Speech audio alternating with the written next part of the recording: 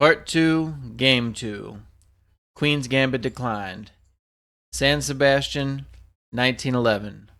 White, A.K. Rubenstein. Black, J.R. Capablanca. D4, D5, Knight F3, C5, C4, E6, C takes D5, E takes D5, Knight C3, Knight C6, G3, Bishop E6. Knight F6 is the normal move in this variation. White's development was first introduced by Schlechter and elaborated later on by Rubenstein. It aims at the isolation of black's d-pawn, against which the white pieces are gradually concentrated. In making the text move, I was trying to avoid the beaten track. Being a developing move, there should be no objection to it in the way of general principles, except that the knights ought to come out before the bishops. Bishop G2, Bishop B7, castles, Rook C8. In pursuance of the idea of changing the normal course of this variation, but with very poor success, the move in theory ought to be unsound since black's king's knight is yet undeveloped. I had not yet learned of the attack founded on knight G5 and the exchange of the bishop E6, either knight F6 or H6 to prevent either bishop G5 or knight G5 was right. D takes C5, bishop takes C5, knight G5, knight F6, knight takes E6, F takes E6, bishop H3, queen E7, bishop G5, castles. This is a mistake. The right move was rook D8 in order to get the rook away from the line of the bishop at H3 and at the same time to support the D5. Incidentally, it shows that white failed to take proper advantage of black's weak opening moves. Against the text move, white makes a very fine combination, which I had seen, but which I thought could be defeated. Bishop takes F6, queen takes F6.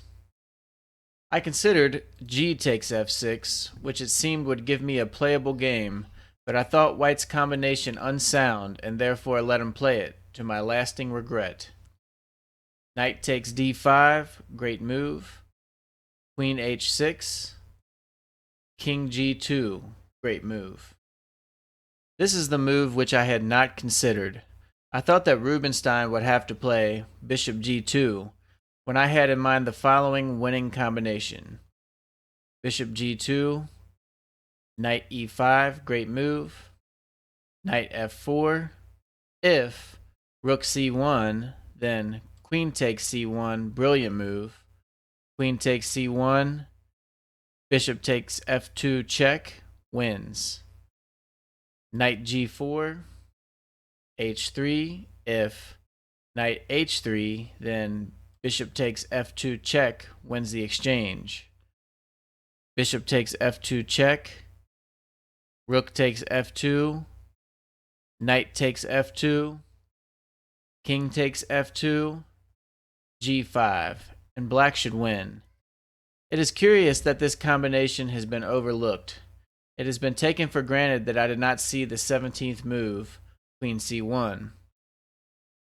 Rook C D8. After white's last move, there was nothing for me to do but submit to the inevitable. Queen C1, great move. E takes D5. Queen takes C5. Queen D2. Queen B5. Knight D4. Queen D3. Queen takes D3. E takes D3. Rook F E8. Bishop G4. This gives black a chance. He should have played Rook F E1. If then Knight C2, Rook takes e8 check. Rook takes e8. Rook c1. Rook e2. King f1. Knight d4. If rook d2, then bishop e6 check. King f8. Bishop takes d5 would win. Rook c8 check. King f7. Rook c7 check. Rook e7. Rook c5 wins. Rook d6. Rook f e1.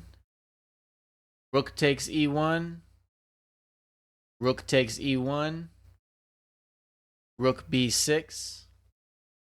Rook e5. Rook takes b2. Rook takes d5. Knight c6. Bishop e6 check. King f8. Rook f5 check. King e8. Bishop f7 check. King d7. Bishop c4. a6. A bad move, which gives away any legitimate chance black had to draw. It loses a very important move. In fact, as the course of the game will show, it loses several moves.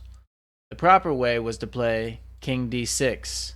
If then rook b5, then rook takes b5, bishop takes b5, knight d4, followed by b7 to b5, and white would have an exceedingly difficult game to draw on account of the dominating position of the knight at d4 in conjunction with the extra pawn on the queen side and the awkward position of white's king.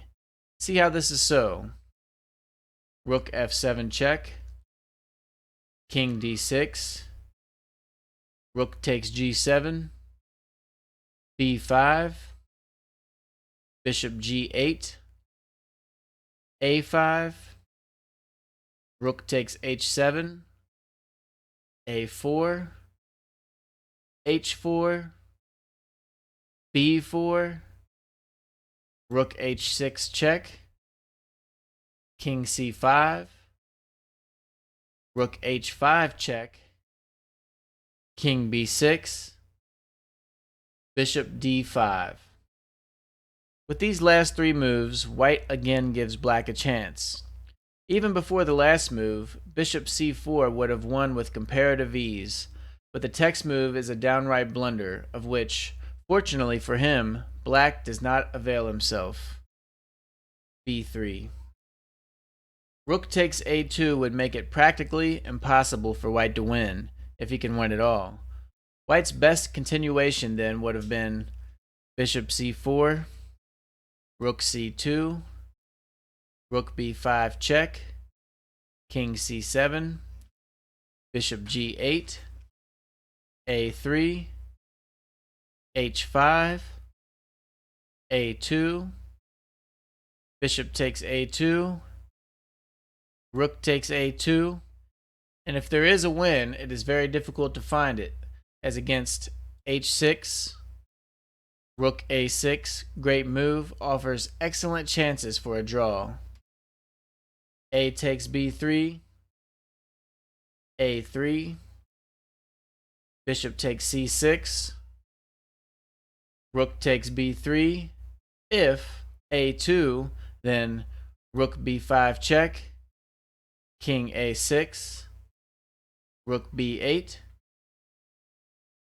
bishop d5, a2, rook h6 check, resigns. As an endgame, this is a rather sad exhibition for two masters. The redeeming feature of the game is Rubenstein's fine combination in the middle game, beginning with move 14, bishop takes f6.